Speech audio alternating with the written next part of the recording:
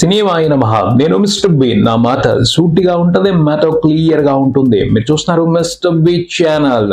ఈ వీడియోలో మనం మాట్లాడుకుందాం బ్రహ్మయుగం మూవీ రివ్యూ. అందరికీ తెలిసిన విషయమే. ఇది ఒరిజినల్ మలయాళంలో రూపొందిన సినిమా. సితారా ఎంటర్టైన్మెంట్స్ వాళ్ళు తెలుగులోకి డబ్ చేసి ఈ వారం థియేటర్స్ కి తీసుకొచ్చారు, తెలుగు ప్రేక్షకుల కోసం ప్రత్యేకంగా. యాక్చువల్ గా అయితే బ్రహ్మయుగం ఈ మూవీని February 16th మలయాళంతో పాటు తెలుగులో కూడా రిలీజ్ చేయాలి, కానీ అనుకోని కారణాల మూలంగా అది జరగలేదు. పోతే మలయాళం వెర్షన్ కి మాత్రం సూపర్ పాజిటివ్ టాక్ వచ్చింది. క్లాసిక్ హారర్ ఫిల్మ్ అన్నారు, డిఫరెంట్ హారర్ ఫిల్మ్ అన్నారు. మలయాళం మీడియానే కాదు, వేరే లాంగ్వేజెస్ లో ఉన్న మీడియా కూడా సినిమా మీద గట్టిగా ప్రశంసలు కురిపించడం కనిపించింది. ఆ రెస్పాన్స్, ఆ రివ్యూస్ మూవీ లవర్స్ అందరిలోనూ సినిమాకి సంబంధించి మంచి ఎక్సైట్మెంట్ ని క్రియేట్ చేశాయి. లేట్ చేయకూడదు, వెంటనే తెలుగు వెర్షన్ కూడా తీసుకురావాలి అని పరిస్థితుల్ని నీట్ గా సెట్ చేసి చాలా ఫాస్ట్ గా సితారా ఎంటర్టైన్మెంట్స్ బ్రహ్మయుగం మూవీని తెలుగు ప్రేక్షకుల కోసం థియేటర్స్ కి తీసుకొచ్చింది. చూద్దాం మరి ఈ సినిమాలో ఉన్న విశేషం ఏమిటో మన సమీక్షలో. కథ విషయానికి వస్తే 18th సెంచరీలో ఇండియాలోని కేరళ ప్రాంతంలో ఈ కథ మొదలవుతుంది. దేవన్ అనే గాయకుడు తన ఇంటికి వెళ్ళాలి అని ప్రయత్నం మొదలుపెట్టి అడవిలో దారి తప్పి ఆకలి దప్పికలతో తట్టుకోలేక ఒక సింహద్వారం దాటి ఓ పాడుబడిన బంగ్లాలోకి వెళ్ళాడు. అక్కడ పరిస్థితులు చూసి ఈ పాడుబడిపోయిన ఇంట్లో ఎవరుంటారులే అనుకున్నాడు దేవన్. కానీ ఆ ఇంట్లో కుడుమన్ పోటీ అనే ఓ పెద్ద మనిషి ఉన్నాడు. ఆయనకి వంట చేసి పెట్టడానికి ఓ వంటవాడు ఉన్నాడు. కుడుమన్ పోటీకి దేవన్ పాట నచ్చింది. తన ఇంట్లో అతిథిగా ఉండమన్నాడు. అన్నం పెట్టాడు, ఆశ్రయం ఇచ్చాడు. అతిథి అంటే ఎలా ఉండాలి? 2-3 రోజులు ఆతిథ్యం తీసుకుని వెళ్ళిపోవాలి. కానీ ఆ ఇంట్లో వచ్చిన అతిథికి బయటికి వెళ్ళటానికి అనుమతి లేదు. అదెలా? అతిథుల్ని అట్టి పెట్టేసుకోవడం ఏమిటి? అదే గమ్మత్తు. అట్టి పెట్టేసుకున్న అతిథులతో ఏం చేస్తారు? అది విచిత్రమైన గమ్మత్తు. అసలు ఆ ఇంట్లో ఏముంది? ఆ ఇంట్లో ఏం జరుగుతుంది? అలా ఇరుక్కుపోయిన అతిథుల పరిస్థితి ఏమిటి? తెలుసుకోవడమే ఈ సినిమా. విశ్లేషణ విషయానికి వస్తే బ్రహ్మయుగం, నేనైతే ఈ సినిమా ఒక ఇల్యూషన్ హారర్ థ్రిల్లర్ అనుకున్నాను, కానీ ఈ cinema periodic mystery horror thriller. ఈ సినిమా కథలో సస్పెన్స్ ఉంది. సస్పెన్స్ ని తెలుసుకునే ప్రాసెస్ లో టెన్షన్ ఉంటుంది. సస్పెన్స్ రివీల్ అయిన తర్వాత చాలా పెద్ద మెసేజ్ ఉంది. ఈ సినిమాలో సస్పెన్స్ థ్రిల్లింగ్ గా ఉంటది అని చెప్పడం కంటే ఎక్కువ ఆలోచింపజేస్తుంది. ఎందుకంటే ఈ కథలో ఓ థియరీ ఉంది. ఇంటర్నల్ గా ఆ థియరీ ఉంటది. దాన్ని ఎంత వివరంగా అర్థం చేసుకున్నాము అన్న దాన్ని బట్టి ఈ సినిమాకి సంబంధించిన ఎంటర్టైన్మెంట్ ని ఎంత సాలిడ్ గా ఎంజాయ్ చేసాము అనేది ఉంటది. అంటే మలయాళం ఫిల్మ్ మేకర్స్ కదా, కొంచెం తెలివితేటలు ఎక్కువ ఉపయోగిస్తారు కథని చెప్పే ప్రాసెస్ లో, మెసేజ్ ని కన్వే చేసే ప్రాసెస్ లో. సినిమాలో ఫ్లాస్ ఉన్నాయి, పాజిటివ్స్ ఉన్నాయి. పాజిటివ్స్ విషయానికి వస్తే ఈ సినిమాకి బ్యూటీ మాత్రం బ్లాక్ అండ్ వైట్ లో సినిమాని చూపించడం. సినిమా మొదలైనప్పుడే ఓహో మనం బ్లాక్ అండ్ వైట్ లో సినిమా చూస్తున్నావా అని అనిపిస్తుంది. కానీ కథలో ఇన్వాల్వ్ అయిన తర్వాత బ్లాక్ అండ్ వైట్ అనే మ్యాటరే గుర్తుకు రాదు. ఎందుకంటే సినిమాలో ఉన్న టెక్నికల్ డిపార్ట్మెంట్స్ అన్ని బ్రిలియంట్ గా పనిచేశాయి. అంటే కథలో ఉన్న సెటప్, నేపథ్యం అందుకు బాగా సహకరించింది అని చెప్పొచ్చు. ఎందుకంటే మాక్సిమం కథ ఒక్క ఇంట్లోనే జరిగిపోద్ది. ఆ ఇంట్లో కూడా ప్రొడక్షన్ డిజైనింగ్ తోను, ఆర్ట్ వర్క్ తోను చేయాల్సిన మ్యాజిక్ గట్టిగా చేశారు. ఇల్లంతా పాడుపడిపోయినట్టు ఉంటది, కానీ ఆర్టిస్టిక్ అట్మాస్ఫియరే కనిపిస్తుంది మొత్తం ఇల్లంతా కూడాను. అంటే డైరెక్టర్ విజన్ కి తగ్గట్టు ప్రొడక్షన్ డిజైనింగ్ డిపార్ట్మెంట్ మంచి పనితనాన్ని ప్రదర్శించింది. ఆర్ట్ డిపార్ట్మెంట్ ప్రదర్శించిన ఆర్ట్ ని, సినిమాటోగ్రఫీ చాలా అందంగా చూపించింది. ఆన్ స్క్రీన్ మీద లైటింగ్ కూడా ఒక ఆర్ట్ లానే ఉంటది సినిమాలో. తర్వాత ఎడిటింగ్, అలాగే బ్యాక్గ్రౌండ్ స్కోర్, ఈ రెండు కలిసి సినిమాటోగ్రఫీ బ్రిలియన్స్ ని, ఆర్ట్ డిపార్ట్మెంట్ బ్రిలియన్స్ ని చాలా నీట్ గా ఎలివేట్ చేస్తాయి. ముఖ్యంగా ఈ 4 డిపార్ట్మెంట్స్ ని సూపర్ గా ఉపయోగించుకుని ఎక్సలెంట్ విజువల్ ట్రీట్ ఇచ్చారు డైరెక్టర్ రాహుల్ సదాశివన్ అని చెప్పాలి. ఈ సినిమా డైరెక్టర్ రాహుల్ సదాశివన్ కి ఫిల్మ్ మేకింగ్ కి సంబంధించి ప్రత్యేకమైన సెన్స్ ఉంది. అంటే ప్రతి సినిమాకి సినిమాటోగ్రాఫర్ ఉంటాడు, మ్యూజిక్ డైరెక్టర్ ఉంటాడు, ఎడిటర్ ఉంటాడు, ఆర్ట్ డైరెక్టర్ ఉంటాడు. కానీ వాళ్ళతో ఎంత ప్రత్యేకంగా పని చేపించుకున్నాం అన్నది డైరెక్టర్ విజన్ ని బట్టి, డైరెక్టర్ ఇంటెలిజెన్స్ ని బట్టి ఉంటది. ఈ సినిమా డైరెక్టర్ కి మంచి విజన్ ఉంది. ఆ విజన్ తో అతను ఆన్ స్క్రీన్ మీద క్రియేట్ చేసిన విజువల్స్ చాలా మంచి ఇంప్రెషన్ తీసుకుంటాయి. టెక్నికల్ గా మాత్రం ఎక్సలెంట్ ఉంది సినిమా. ఆ విషయానికి సంబంధించి వేరే మాట లేదు, మాట్లాడుకోవటం లేదు. ఆ పైన ఈ సినిమాలో మరో అద్భుతమైన హైలైట్ మాత్రం మమ్ముట్టి. మమ్ముట్టి నిజంగా ఒక ట్రూ సూపర్ స్టార్. మలయాళంలో ఆయన మెగాస్టార్. మెగాస్టార్ అంటే స్టార్ ఇమేజ్ ఉంటది, మాస్ ఇమేజ్ ఉంటది. అలా ఉన్నప్పుడు కొన్ని క్యారెక్టర్స్ చేయడానికి సంబంధించి ఇమేజ్ అడ్డొస్తా ఉంటది, ప్రెస్టేజ్ అడ్డొస్తా ఉంటది. కానీ ఈయన విచిత్రమైన సూపర్ స్టార్. ప్రెస్టేజ్ ని, ఇమేజ్ ని పట్టించుకోవటం లేదు. నేను మంచి సినిమా చేయాలి, నేను మంచి పాత్ర చేయాలి, ఆ పాత్రలో గొప్పగా నటించాలి, అదే తపనతో సినిమాలు చేస్తున్నారు. ఈ మధ్యనే జ్యోతికతో మమ్ముట్టి కాతల్ ది కోర్ అనే సినిమా చేశారు. ఆ సినిమాలో ఆయన హోమోసెక్షువల్ గా నటించారు. సెన్సేషనల్ మ్యాటర్ అది.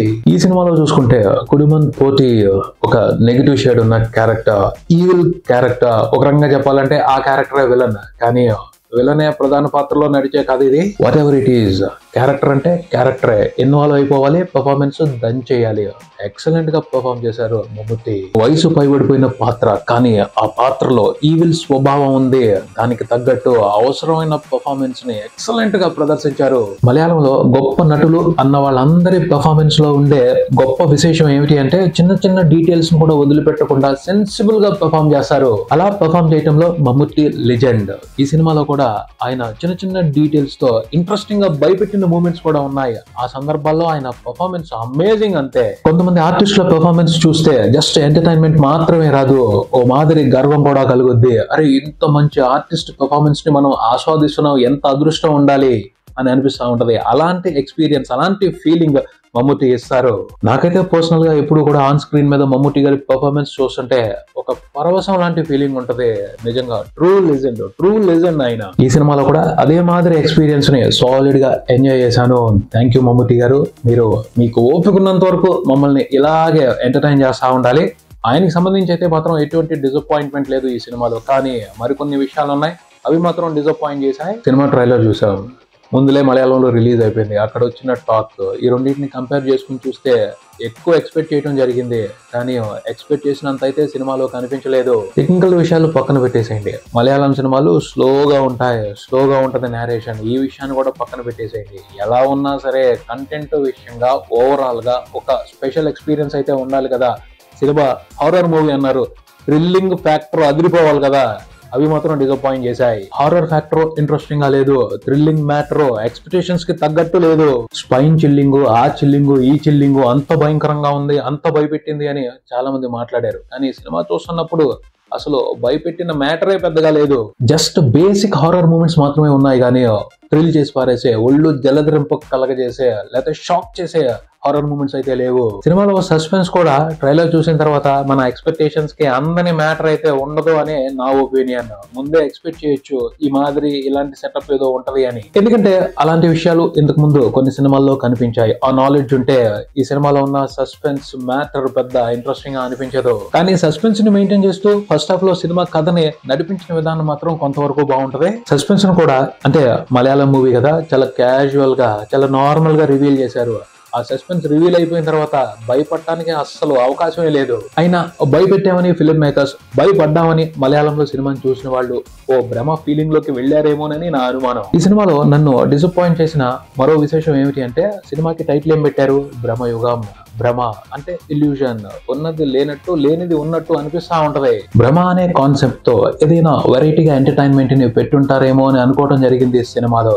అంటే మహాభారతంలో మయసభకి వెళ్తాడు దుర్యోధనుడు, అక్కడ చిత్ర విచిత్రాలు జరుగుతాయి, అదంతా కూడా ఇల్యూజన్, భ్రమలో భాగమే. అలాంటి మ్యాజికల్ ఎంటర్టైన్మెంట్ ని ఈ సినిమాలో భయపెడుతూ ఇస్తారేమోనని అనుకోవడం జరిగింది. కానీ డైరెక్టర్ వెరీ లిమిట్ గానే ఆ భ్రమ అనే కాన్సెప్ట్ ని యూజ్ చేసుకున్నారు. మాక్సిమం ఆ భ్రమ అనే మ్యాటర్ తో ఆయన మెసేజ్ ఇవ్వాలని చూశారు. ఈ సినిమాలో ఒక థియరీ ఉంది, చాలా జాగ్రత్తగా అబ్జర్వ్ చేస్తే గానీ ఆ థియరీలో ఉన్న మెసేజ్ అర్థం కాదు. ఇప్పుడు కొంచెం స్పాయిలర్ డీటెయిల్స్ రివీల్ చేస్తున్నాను, మీకు వద్దు వాటి గురించి తెలుసుకోకూడదు అనుకుంటే ఇక్కడ ఆగిపోండి. ఎందుకంటే నేను మళ్ళీ ఈ సినిమా గురించి వీడియో చేసే అవకాశం ఉండదు, అందుకనే ఓపెన్ గా చెప్పాలనుకున్నది చెప్పేస్తున్నాను. ఆ పాడుబడిపోయిన ఇంట్లోకి ఎవరైనా వెళ్తే బయటికి ఎందుకు రావటం లేదు అంటే, ఆ ఇంట్లో ఒక ఈవిల్ ఫోర్స్ ఉంది. ఆ ఈవిల్ ఫోర్స్ ఆ ఇంట్లోకి వచ్చిన వాళ్ళని బానిసల్ని చేసుకుంటుంది. అలా అని ఆ ఈవిల్ ఫోర్స్ ఎవరిని రమ్మని పిలవదు, అట్రాక్ట్ చేయదు కూడాను, వచ్చిన వాళ్ళనే పట్టుకుంటది. ఎందుకు వచ్చారు వాళ్ళు అంటే విధి అని చెప్పుద్ది. పోనీ వాళ్ళు ఏమన్నా చెడ్డోళ్ళ, స్వార్థపరుల, వాళ్ళని పనిష్ చేయడానికి ఏమన్నా పిలిచిందా అంటే కాదు, అమాయకులే, మంచి వాళ్లే, వాళ్ళనే బానిసలుగా చేసుకుంటుంది. దేవుడి మీద నమ్మకం ఉంచటం ఆ ఈవిల్ కి నచ్చదు. అలా అని దేవుడి మీద మనుషులకి నమ్మకం పోగొట్టే పనులు ఏమైనా చేస్తుందా? అది కూడా చేయదు. మరి ఏంటి ఆ ఈవిల్ కాన్సెప్ట్ అంటే, కలియుగంలో కలి ప్రభావం ఎలా ఉంటది అనేది ఈ డైరెక్టర్ ఈ సినిమాలో ఇంకో రకంగా చూపెట్టారు.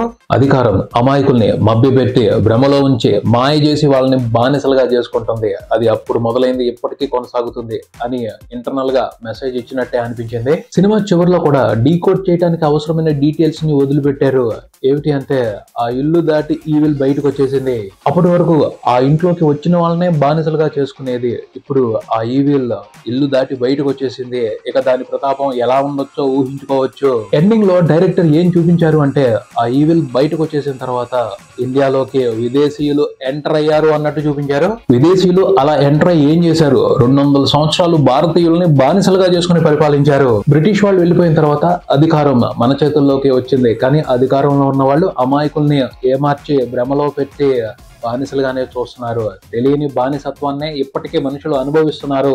ఇదంతా ఆ ఈవిల్ ప్రభావమే, కలి ప్రభావమే అని ఇంటర్నల్ గా ఈ సినిమా డైరెక్టర్ మెసేజ్ ఇచ్చినట్టు అనిపించింది. డీకోడ్ చేసుకుంటే మెసేజ్ అయితే ఇంట్రెస్టింగ్ గానే ఉంది, కానీ దాన్ని కన్వే చేసిన ప్రాసెస్ అంత ఇంప్రెసివ్ గా అనిపించలేదు.